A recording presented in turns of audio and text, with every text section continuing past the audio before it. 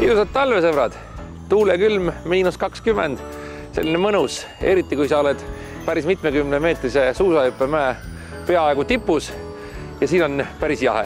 Aga see on ikkagi koht, kus on teinud suuri tegusid, oma esimesi suuri tegusid kõik Eesti suusahüppe kahevõitlusel legendid ja meie tulime siia, et anda ka oma panus sellele, et sel talvel saaksid suusahüppajad ja kahevõistlejad eriti hästi trenni teha. Jah, me hakkame tööle sellepärast, et lund on kõvasti sadanud ja see on vaja ära hooldada.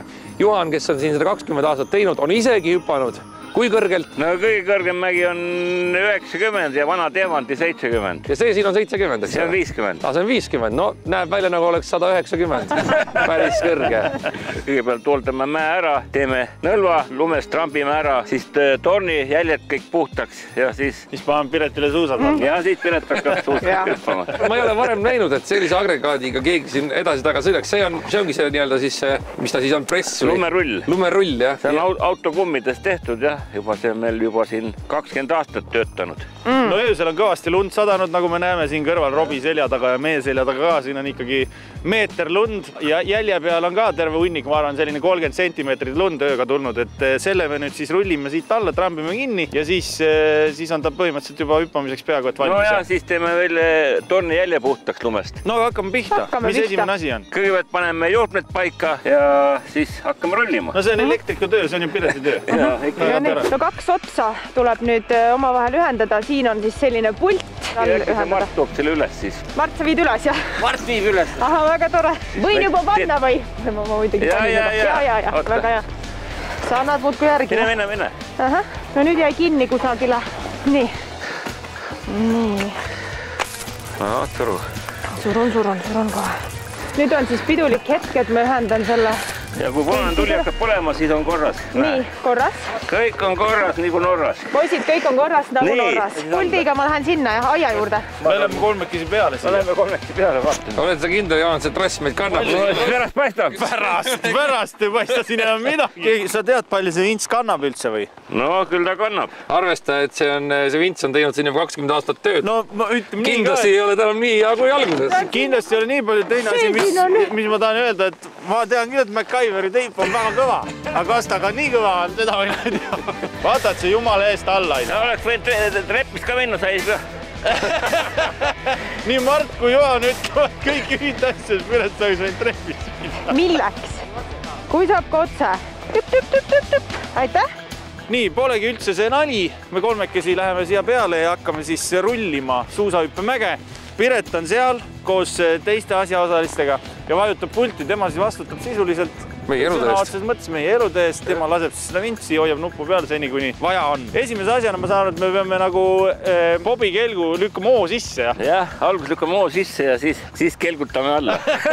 No nii, Piret valmis. Piret, kas sa oled valmis? Oota, ma korra veendun, et kuidas teie ohutult olete. Piretil on seal puldi peal 2 nuppu, üles ja alla. Sa vajutad üles, läheb üles, vajutad alla, läheb alla. Alla üles! Piret ei ole nõus ilma pooletunnise instruktaažita. A few moments later. Kas te olete valmis? Jaa! No aga siis läheb lahti. Nii, lükkame. Näeme. Oota, kui ruttu! Robi ei lähe või? Robi, sa ei tule või? Ma lülistasin niisama. Ühesõnaga, sa tõstad käe üles, kui midagi on ju? Jah, ma ütlen, aitab ehk veel siis. Ja midagi valesti ma nagu teha ei saa, et ma nagu muidu võiks ju kiusata poisse küll, aga ma päriselt elu ohtu ei taha seada. No okei. No okei. Proovime. No okei. No proovime, hoidke kinni siis. No nii, läks. Nii, 3, 2 ja läksime.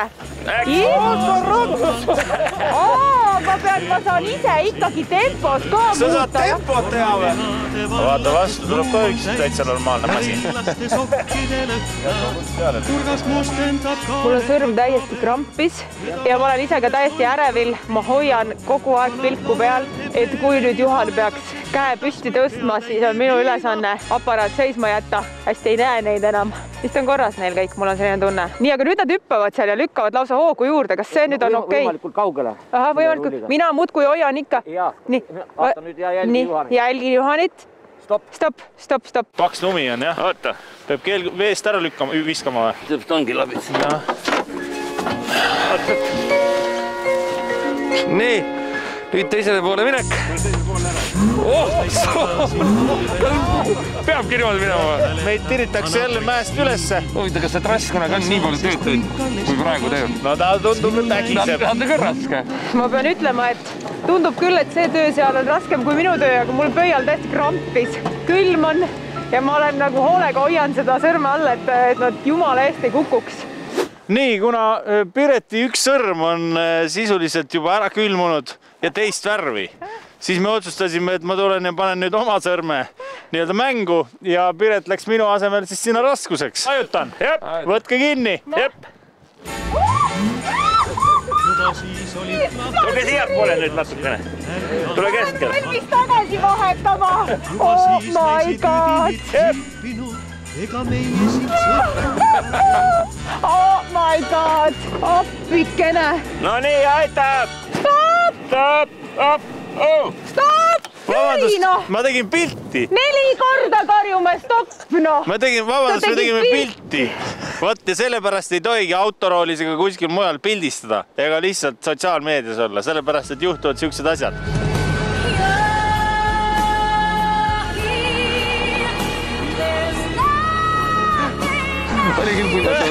Üles tulles ei saagi Titanicut teha, lihtsalt üks vend hoiab kinni sust. Nii, mägi on nüüd enam-vähem ära rullitud, aga hüpata veel ei saa, sellepärast et hüppejälg on lund täis. Teine etapp ongi siis hüppejälje puhastamine ja ma saan aru, et selleks puhuks tuuakse välja nii puhur kui hari. Mulle anti korraldus trepp puhtaks lükata ja siin on meil üks selline lumepuhur ja poisid selle lähevad tasub siis... Piret ilusti käest ära, sellepärast, et ma ei ole kindel, kas sa oled sertifitseeritud selliste motoriseeritud masinate opereerimiseks. No tõmba käima. No lükka sisse nüüd. Juhan, saad sa Robile appi minna täis? Sai käima väga hästi. Ei saanud, jäi seisma. Anna gaasi ka ikka. Pane gaasi ka nüüd ometi, noh. Robikene, no anna gaasi, noh. Juhan, mine aita Robi välja, noh. Nägid, Robi, seda ma räägin, tagasi saad lükata. Robi, hästi, jah? Nii, võta siit üle. No Jüri, noh. Vabandust, no mul on trepsid puhas, mida sa tolmutad? Kõik uuesti ju. Ei! Ei! Siin on ju nii, et Piret, kõigepealt räägime sinu karusilmades, su pandasilmades. Ma juba ammu sain aru, et mul on vist rüssutuss täiesti laiali. Kõigepealt räägime sellest. Et kui sa ikka suusahüppemäge tuisuga hooldama tuled, siis elutarkuse ära ripsmed ära värvi. Sul on ka laiali või? Piret ei ole hullu. See kõik läheb paremaks. Seda kõike sellepärast, et head sõbrad, me ei teinud nalja. -20 on kindlasti selle tuisuga tõenäoliselt veel rohkem siin kõrgel mäe otsas. Aga hea uudis on see, et me oleme andnud endast sisuliselt kõik. Me oleme teinud mäe valmis selleks, et Eesti parimad hüppajad saaksid tulla harjutama, sellepärast, et ega see taliolümpiagi kaugel ei ole. Et mis sa arvad, mis kell siis suusatajad jõuavad? Ei tea, täna on väga kõva tuul, kas sest hüppamist midagi välja tuleb, see külm ka. Oota, sa tahad öelda, et võib-olla keegi ei tulegi täna või? Noh, elame, näeme, vaatame. No super, igal juhul nii see töö käib ja Eesti ja üldse see loodus, kus me oleme, ei halasta. Aga selleks, et mehed saaks häid tulemusi teha spordivõistlustel ja kaugele lennata, peame ikkagi aplodeerima nendele vägevatele meestele, kes siin aastakümneid käivad ja hooldavad neid mägesid. Nii et vägev värk, aga ühte ma ütlen. Kord ma olen käin, hüppan ära. Jürikene, no ära tee. Sellest ei hullu, vaata mis tuul on praegu, nii külm on. Sa ei ole varem kunagi hüpanud, no tule ära, noh. Jüri. Aga jaa, vastu tuul kannabki kaugele. Ei, mina enam alla ei anna. Ära mine. Jüri, no. Ei, sõbrad. Jüri, sa oled nii normaalne.